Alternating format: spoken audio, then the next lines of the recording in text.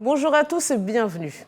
Les festivités officielles de l'édition 2022 de la Journée nationale de la solidarité se sont déroulées le 17 septembre dernier dans la ville d'Aboisseau.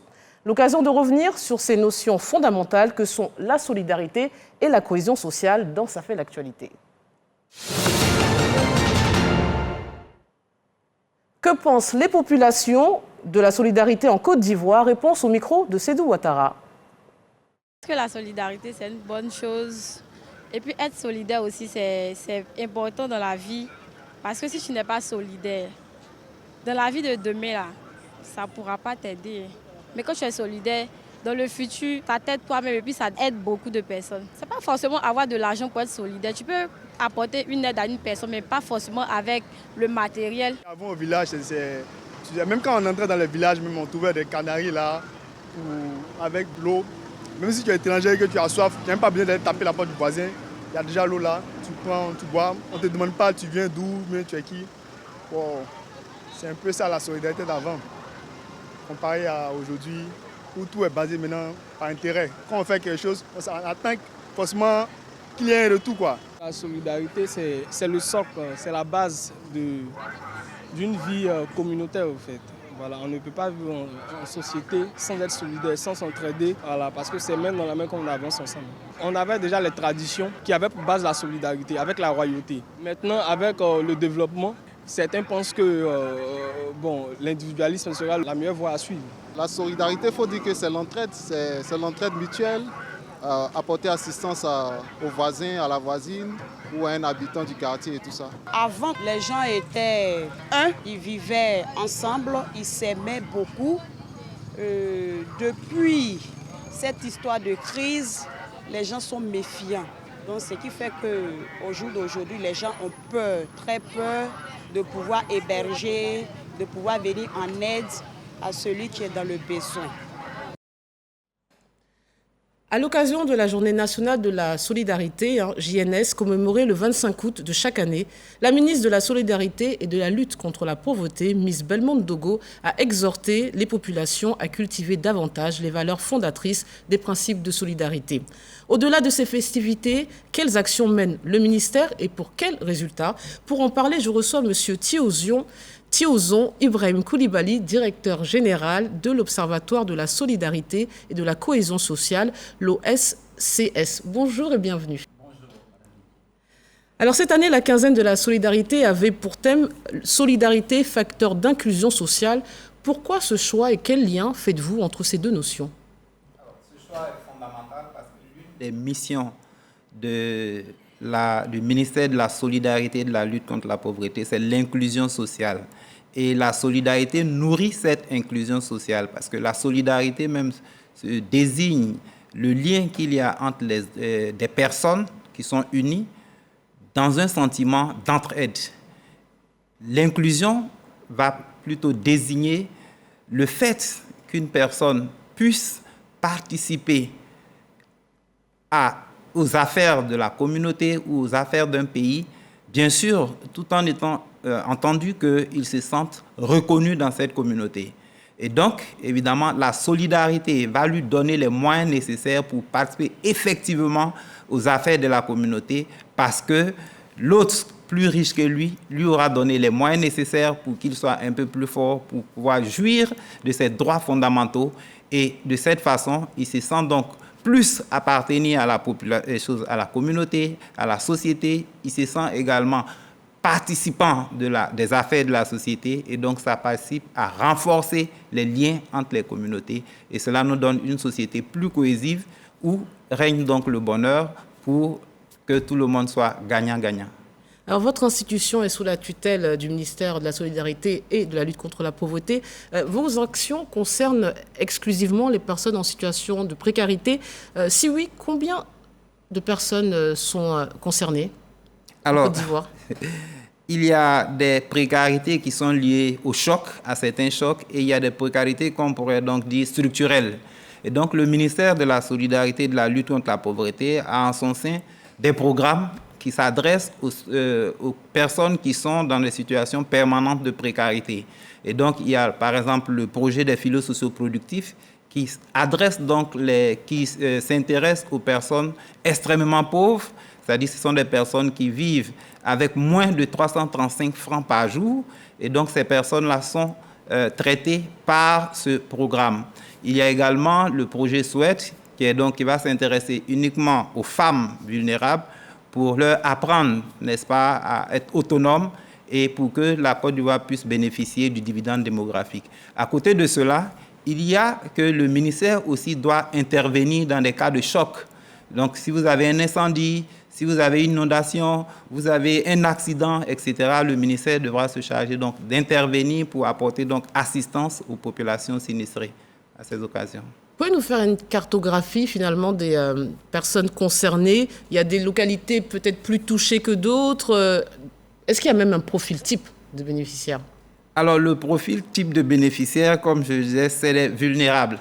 Les vulnérables, vous avez donc, lorsqu'un incendie, une inondation survient, il y a certaines personnes qui sont impactées, mais elles ont une capacité de résilience qui fait qu'elles n'ont forcément pas besoin. C'est vrai qu'à tout instant, tout le monde a besoin d'aide, mais elles n'auront pas plus besoin d'aide qu'une personne qui vit au jour le jour, qui subsiste. Donc, lorsque le ministère va intervenir, ce sont ces analyses-là que le ministère fera pour aller donc vers les populations les plus vulnérables pour leur apporter donc l'assistance de l'État. Et donc, il n'y a pas une cartographie prédéfinie parce que les sinistres peuvent intervenir partout. Et donc, le ministère a un mécanisme au niveau national qui permet donc d'écouter, d'être avec les communautés et d'interpeller le ministère ou d'avertir le ministère en cas de survenue. Mais vous dites qu'il n'y a pas une cartographie, mais on a l'impression, peut-être à tort, hein, que dans les zones rurales, les gens sont peut-être plus touchés par la précarité à l'intérieur du pays que dans les grandes villes. Oui, c'est ce que je disais. Il s'agit donc, pour cela, vous parlez de personnes qui vivent en permanence dans la précarité. Et donc, c'est pour cela que le projet des filets sociaux productifs a adressé dans un premier temps, s'est intéressé d'abord aux populations des milieux ruraux. Et progressivement, ce projet-là s'est étendu au niveau des centres urbains parce qu'effectivement, dans les milieux urbains, il y a des populations aussi qui vivent dans des précarités. Donc, pour ces projets-là, évidemment, la cible privilégiée était donc les populations rurales. Mais comme je l'indiquais tantôt, pour des questions d'intempéries, autant donc vous verrez qu'il peut y avoir des intempéries qui vont décoiffer des maisons dans des milieux, dans des villages, autant à Abidjan, quand il pleut également, certains quartiers, certaines populations sont également rendues vulnérables. Quelles sont, en plus de ce que vous venez de citer, toutes ces actions que vous menez concrètement? Dites-nous, par exemple, là, vous prenez 227 000 familles en charge quotidiennement ou mensuellement. À quoi ressemble ce type d'aide? C'est numéraire? C'est en vivre, non vivre? Qu'est-ce que vous faites concrètement finalement quand vous venez vers les populations? Pour le cas des filets sociaux productifs, il s'agit donc de transferts monétaires à raison de 36 000 par trimestre. Et donc, ces personnes c'est une cohorte qui est assistée pendant 3 ans et progressivement, on leur apprend à se relever, à quitter donc l'extrême pauvreté pour au moins émerger. Et sur les 3 ans, il y a plusieurs autres accompagnements qui leur permettent donc de sortir de l'extrême pauvreté, de se prendre progressivement en charge. Et donc, j'insiste toujours pour dire, à côté de cela, il y a donc l'assistance que Madame la ministre fait généralement, ou j'allais dire en permanence, presque tous les mois, auprès de populations qui sont rendues vulnérables par un certain nombre de sinistres. À ce niveau-là, ça peut être en numéraire, ça peut être sous forme de vives et non vives, ça peut être également, j'allais dire, des assistances médicales, etc. Alors, on assiste à un phénomène sur les réseaux sociaux, celui des SOS, des appels à l'aide, au secours. Et on est tous conscients de la gravité, hein, bien sûr, hein, de certains cas et de la détresse même des personnes concernées. Mais 2 critiques reviennent régulièrement. On va s'attarder d'abord sur la première, à savoir une communication à outrance, peut-être de votre ministère ou d'autres ministères, sur ces cas qui, comme on dit, ont fait le buzz. Peut-être au détriment de personnes qui souffrent en silence. Comment cela vous interpelle? Alors, au niveau du ministère de la Solidarité et de la lutte contre la pauvreté, nous ne nous laissons pas traîner par le phénomène des réseaux sociaux. je viens de dire, les interventions du ministère sont très bien structurées. Vous verrez que Madame la ministre intervient très régulièrement dans des cas qui ne sont même pas relayés sur les réseaux sociaux parce qu'elle dispose d'un mécanisme qui a des moniteurs dans les communautés et vous ne verrez pas, par exemple, la situation de Menfla ou bien de, j'allais dire, à Fotobo, etc., ou bien à Fienou, où il y a eu des situations de décès et autres. Vous ne les verrez pas très souvent sur les réseaux sociaux. Mais Madame la ministre y va parce qu'il y a un mécanisme très bien organisé qui lui permet donc d'adresser ces cas. Certes, nous sommes dans un environnement où les réseaux sociaux, le boom des réseaux sociaux, évidemment, on ne peut pas fermer l'œil là-dessus, mais c'est des situations qui sont parfaitement analysées. Et lorsque le besoin se fait sentir, Madame la ministre donc intervient, mais lorsque le besoin ne se fait pas sentir, elle ne va pas se laisser donc conduire par l'effet des réseaux sociaux. Mais vous dites quand même que parfois ça vous permet de détecter quelques cas. Bien sûr. Vous regardez, mais vous n'agissez pas systématiquement. Systématiquement, tout à fait. L'autre remarque aussi, c'est qu'on craint, à force de voir ce phénomène se développer, un système d'assistanat permanent, à savoir, je rencontre des difficultés, de quelque nature qu'elles soient, je les expose en attendant l'intervention d'un tiers, notamment de l'État et certainement de votre ministère. Doit-on craindre un effet de perversion de la détresse sociale? Alors, peut-être que vous parlez de perversion de la détresse sociale, mais est-ce que c'est ça qu'il s'agit effectivement? Peut-être qu'il s'agit, n'est-ce pas, des abus. Aujourd'hui, vous verrez que certains ne sont plus solidaires parce qu'ils ne veulent plus se faire abuser, parce qu'ils n'ont plus confiance, ils ne sont pas sûrs de la détresse de ceux qui sont en face d'eux. Et c'est pour cela qu'il faut que la solidarité publique, la solidarité donc de l'État soit bien structurée et qu'on ne se fasse pas leurrer par quiconque. Et donc, évidemment, ça arrive, la solidarité est nécessaire. C'est presque indispensable pour que nous soyons dans une société cohésive. Il faut que nous puissions nous entraider. Il faut que les plus forts puissent aider les plus faibles pour que nous ayons donc nous vivons tous en harmonie. Mais c'est lorsque certains s'abandonnent carrément dans cette indigence et qui ne veulent plus rien faire, qui basculent dans une sorte de paresse structurelle, c'est à partir de cet instant qu'il faut leur apprendre également les vertus du travail pour qu'ils se mettent également au travail parce que les besoins sont illimités dans une société, mais les biens sont rares. Donc, on ne pourra pas prendre tout le monde en charge, on ne peut pas assister tout le monde. On va assister ceux qui en ont besoin et qui sont dans le besoin. Alors, de prime abord, on pourrait croire que finalement, la Journée nationale de la solidarité ne concerne finalement que la solidarité étatique de l'État envers ses citoyens. Mais non, puisque vous appelez la population à y prendre part et à être solidaire lors de cette Journée nationale de solidarité. Pour quelles raisons, quand on sait que la solidarité est normalement une valeur fondamentale en Afrique?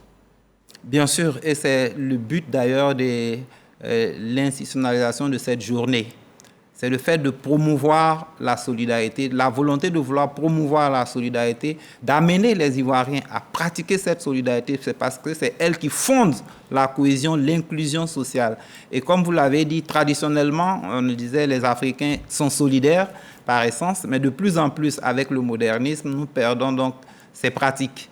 Et la Journée nationale de la solidarité est donc là pour rappeler aux Ivoiriens que c'est une valeur que nous devons continuer de promouvoir, c'est une valeur que nous devons continuer de pratiquer si nous voulons donc bâtir une nation cohésive, une nation inclusive, si nous voulons donc arriver à une Côte d'Ivoire prospère. Mais vous pensez que c'est par individualisme ou modernité que les gens ne sont plus solidaires, ou est-ce qu'aussi parce qu'on traverse des crises et que les gens rencontrent des difficultés, que ce n'est pas donné à tout le monde de pouvoir aider son prochain?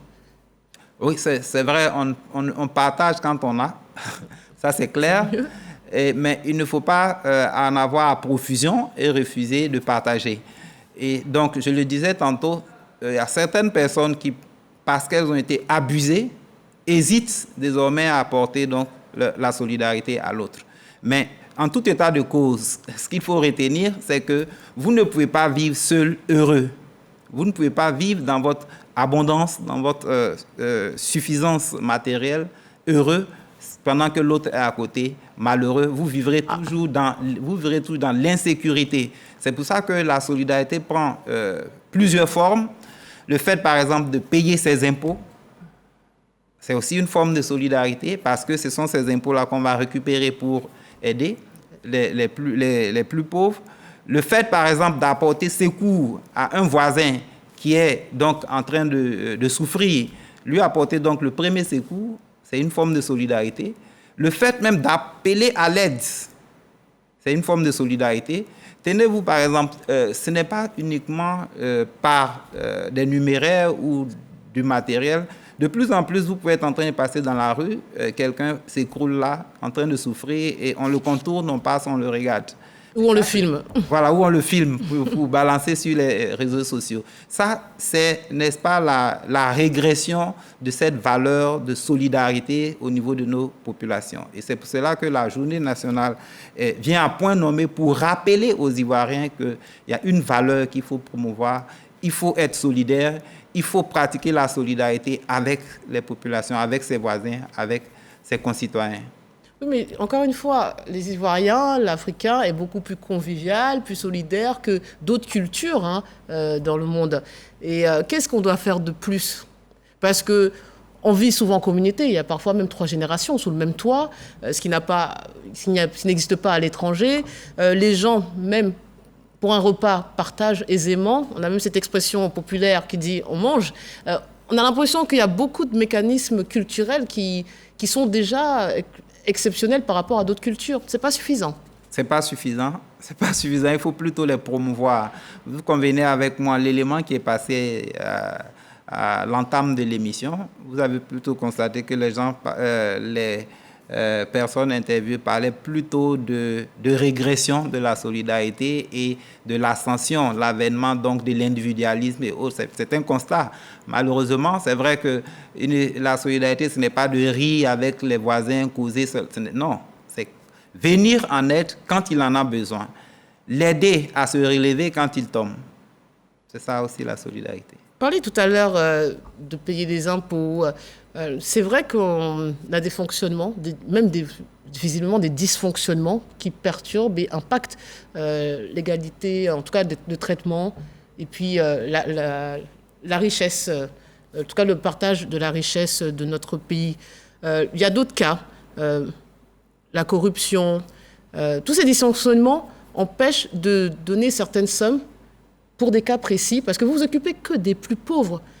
Mais très honnêtement, quelqu'un qui gagne le SMIC, 60 000 francs CFA par mois dans la capitale, on va dire, économique, ou dans une autre grande ville, peut se considérer comme pauvre au vu de ses mains. Donc, est-ce que, quelque part, il ne faut pas que l'État, en plus de votre ministère, améliore tous ces mécanismes ou ces structures à vocation sociale, soient plus exigeants, intransigeants avec ceux qui ne respectent pas ces règles basiques dont le pays s'acquitter de l'impôt.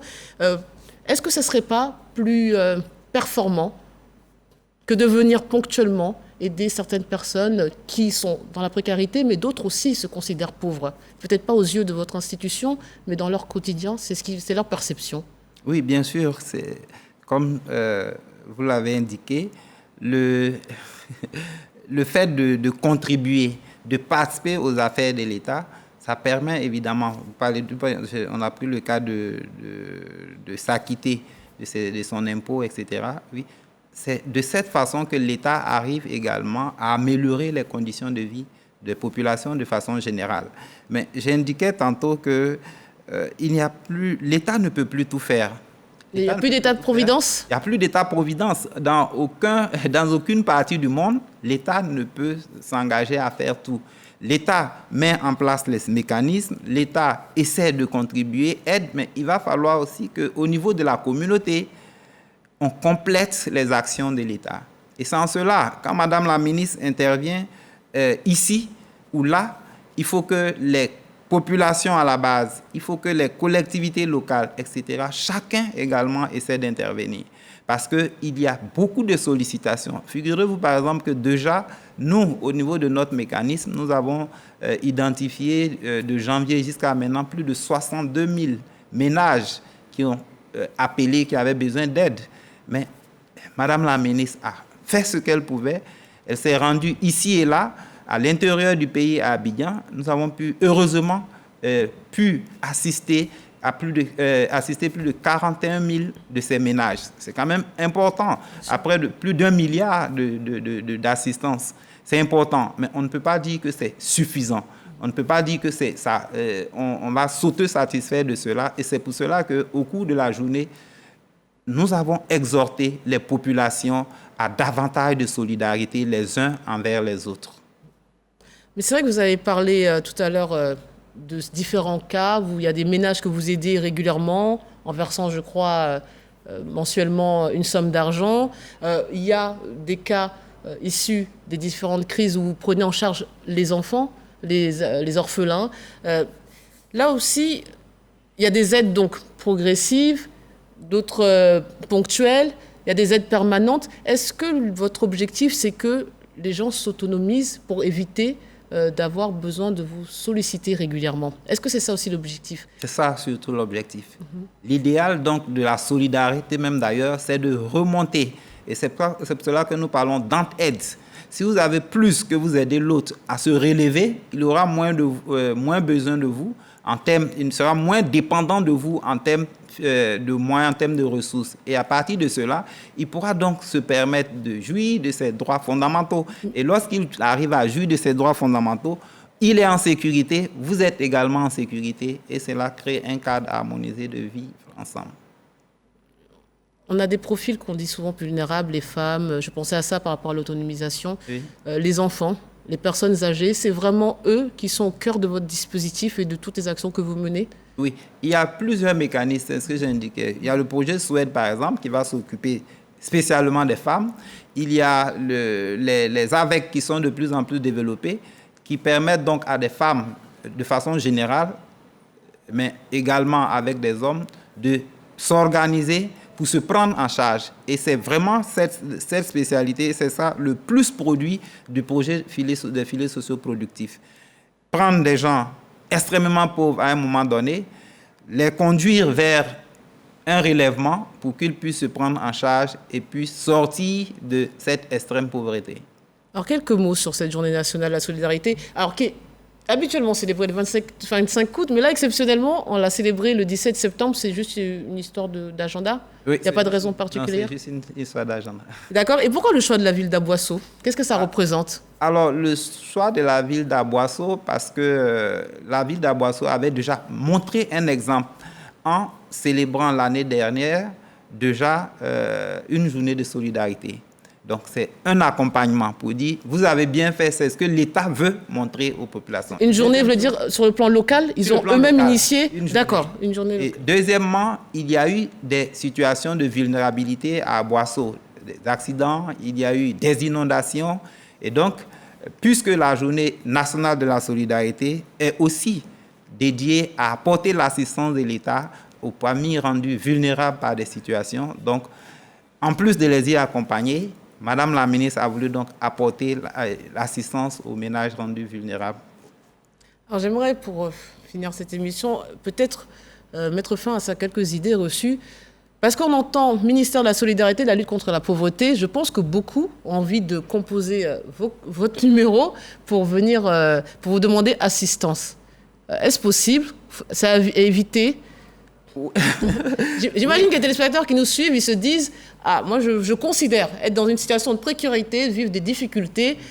Je vais solliciter ce ministère. » C'est comme ça qu'il faut agir? Alors, le gouvernement de la Côte d'Ivoire a mis en place un programme social. Et dans ce programme social, il y a plusieurs aspects. Il y a l'emploi jeune, qui va donc promouvoir l'entrepreneuriat. Il y a plusieurs autres fonds. Il y a le fonds FAFSI pour les femmes. Il y a plusieurs autres fonds comme ça qui permettent donc aux uns et aux autres, en tout cas pour ceux qui veulent travailler, ceux qui veulent se relever de leur situation. Vous avez décrit tout à l'heure ceux qui voulaient se complaire ou bien se plaire dans une situation de paresse. Donc, ce n'est pas de ceux-là qu'on parle, c'est ceux qui veulent vraiment sortir de la pauvreté, qui veulent apprendre. Donc, il y a plusieurs opportunités qui s'offrent à eux. Je vais donc dire, lorsque Madame la ministre, à travers donc ces mécanismes, l'Observatoire de la solidarité et de la cohésion sociale, par exemple, c'est le mécanisme d'alerte précoce qui a sur l'étendue du territoire des moniteurs dans les communautés qui font remonter les informations à Madame la ministre. Donc, lorsqu'il y a une situation d'extrême pauvreté qui mérite que Madame la ministre intervienne, Madame la ministre intervient. Et lorsque Madame la ministre, ayant constaté la récurrence de ces faits, elle a donc institué ce qu'elle appelle le dimanche de la solidarité. Et donc, chaque dimanche, elle va cibler des ménages ou des situations de vulnérabilité extrême. Et elle intervient dans ces ménages et arrive. Dans le cas, par exemple, de la Journée nationale de la solidarité, elle a dû donc intervenir pour assister un ménage de 7 personnes qui vivaient presque à la Belle Étoile, qui vivaient presque dans une ferme, dans un poulailler, on va dire entre guillemets.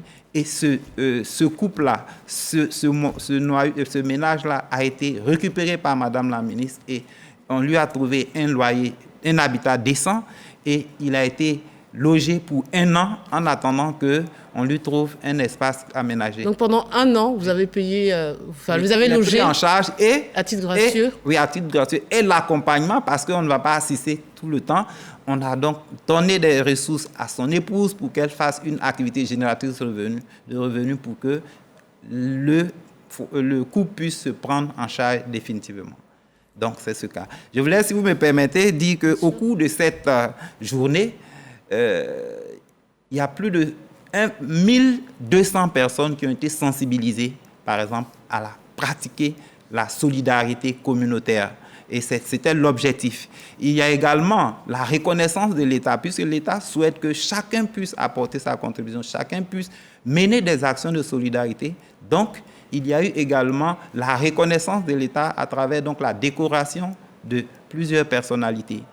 Enfin, il y a eu donc, pour marquer l'esprit des populations d'Aboisseau, il y a eu donc un espace qui a été donc érigé en espace place de la solidarité, qui a donc été initié donc avec un planting d'arbres de 114 plants qui ont été donc mis sous terre ce jour-là pour rappeler à l'esprit des populations d'Aboisseau que la solidarité doit être vécue et ces arbres-là vont servir généreusement aux générations à venir pour leur permettre donc de perpétuer la solidarité.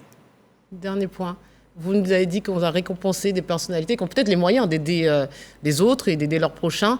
Là aussi, des fois, on est gêné. Il faut vraiment le mettre en avant. J'ai dit qu'on les a distingués. Ils ont été décorés pour les actions de solidarité. Mais est-ce qu'il faut le montrer quand on aide les gens? Parce qu'eux aussi, ils ont leur dignité. Quand on mène des bonnes actions, il faut vraiment les mettre en avant. On ne peut pas le faire discrètement. Oui, mais ils le font. C'est pour les encourager, c'est ça? Bien sûr, c'est pour les encourager. Ils le font. Et il faut les présenter comme des modèles pour que ça fasse école. D'accord. Merci, ça sera le mot de la fin. Merci, Monsieur Thiozon, d'être venu sur ce plateau et d'avoir répondu à toutes nos questions. Merci à vous de nous avoir suivis. À la réalisation, Sophie Brou. Merci à toutes les équipes. Restez sur RTI 1.